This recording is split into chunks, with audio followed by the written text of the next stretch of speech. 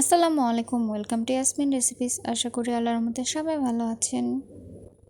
আজকে অনেক ইজি একটা রেসিপি বানাবো, যেটা সচরাচর সকালে খেয়ে থাকি নাস্তা হিসেবে, আমার অনেক পছন্দ।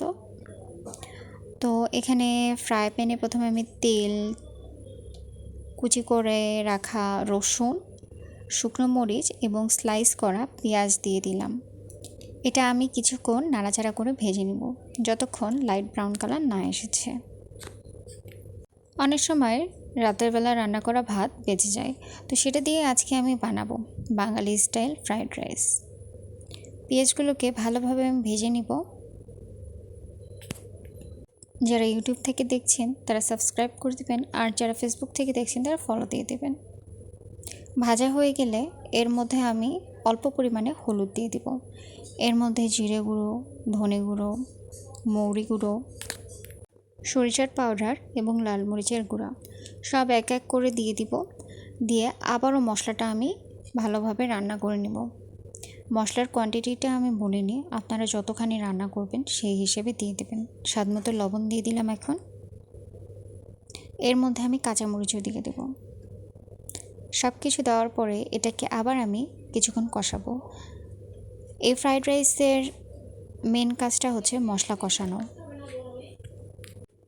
মশলাটা অনেকক্ষণ রান্না করার পরে, অনেকক্ষণ বলতে 2-1 মিনিট এইভাবে নাড়াচাড়া করার পরে আমি হাফ কাপের মতো কুসুম গরম পানি দিয়ে দেবো, তাহলে তাড়াতাড়ি হয়ে যাবে রান্নাটা, এই জন্য। এখন আমি এই মশলাটাকে কিছুক্ষণ নাড়াচাড়া করে রেখে দেবো। পানিটা অনেকটা কমে যাবে এবং মশলাটা গ্রেভির মতো হয়ে যাবে, তখন আমি ভাত দিয়ে দেব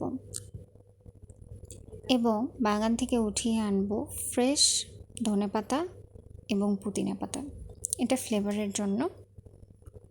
এখন এগুলোকে ভালোভাবে পরিষ্কার করে কুচি করে কেটে ভাতের উপরে দিয়ে দিব এবং নাড়াচাড়া করে মশলার সাথে শুধু কিছুক্ষণ আমি মিক্সড করে নিব।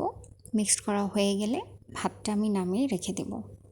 খুব ভালোভাবে মিক্সড করে নেবেন, নাহলে ভালো লাগবে না। এটা এখন হয়ে গেছে, আমি একপাশে রেখে দেব। আর এটার সাথে ডিম পোস্ট করার জন্য সেম ফ্রাইং প্যানে তেল, ডিম এবং লবণ, একটু গোলমরিচের গুঁড়ো দিয়ে নামিয়ে নেব।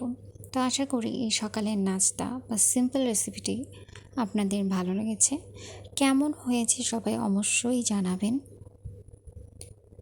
সবাই সুস্থ থাকবেন, ভালো থাকবেন, আর সকালের নাস্তা এনজয় করেন। আল্লাহ হাফেজ।